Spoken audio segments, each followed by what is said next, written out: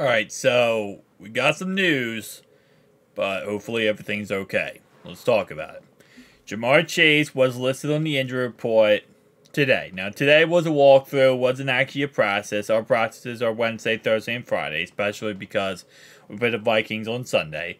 So this was just a walkthrough type process, but it's never fun/good to see a player on the injury report, especially with how good Jamarr Chase is and how important he is to this team. So he was on the injury report, well, listed injury report as a non-participant in the walkthrough today on Tuesday because of an ankle injury. So again, this is something that he has not had this year, which was the ankle injury. Obviously, ankle injuries, listen, at the end of the day, they can be somewhat nothingness or completely severe. It really is no in between when it comes to ankle injuries. They're just very much of a it's like this, right? Because obviously, if it's just a little bit of a sore ankle, not a big deal. But if it's actually something severe, then there's going to be a problem.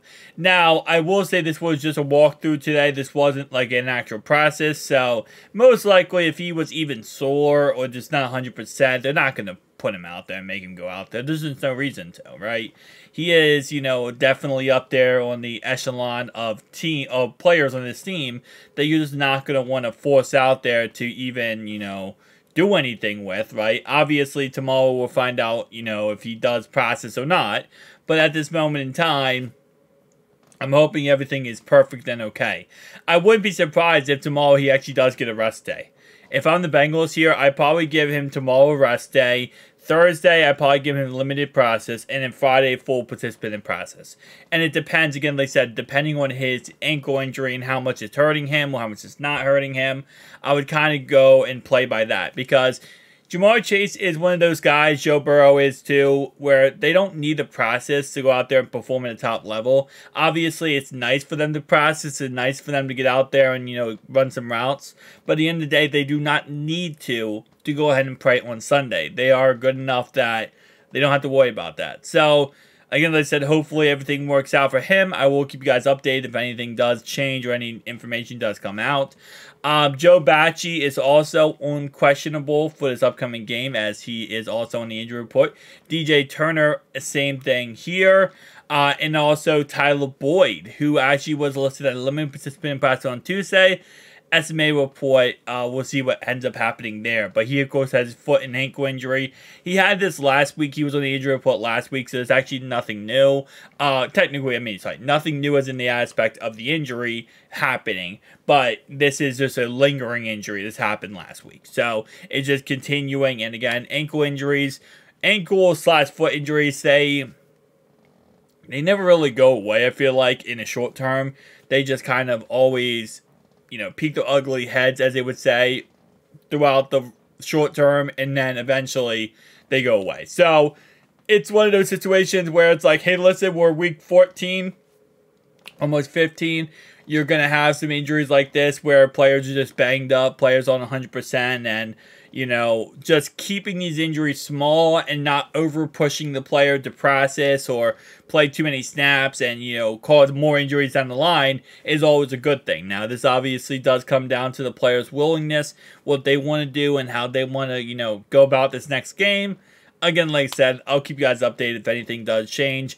But those four guys, definitely not the greatest to see. I mean, obviously, Joe Bachie, it is what it is there. But TB, DJ Turner, and Jamarr Chase. Now, we do have, as I said many times, a trap game this upcoming weekend versus the Vikings. They do have Nick Mullins at quarterback, so we gotta kind of go into it with an open mind here because of the fact that they do have a very, not the greatest roster, I'll say it like that.